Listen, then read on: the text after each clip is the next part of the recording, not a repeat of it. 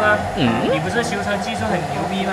我来考你几个问题，看能不能答上。随便提。那现在问啊，车速在110抖不到或者超过后就不抖，那是什么原因导致的？像这种情况呢，就是你的轮胎和轮圈需要做动平衡了。如果做完动平衡有改善，但是没有解决，那就是你这个时候轮胎需要更换。那挂档抖动的，这个时候需要检查你的引擎击脚胶，还有你的波箱胶。那车辆怠速抖动是什么原因导致的？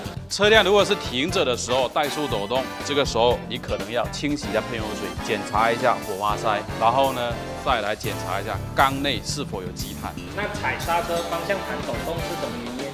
踩刹车方向盘抖动，拍了好那么多集啦，就是刹车盘，要么就是底盘胶套。那我最后问一个问题，肯定你回答不上来。没有，我不会的。那车辆如果熄火了还在抖动是什么原因呢？车辆熄火，车子还在抖动？被问倒了吧？怎么可能有这种抖动？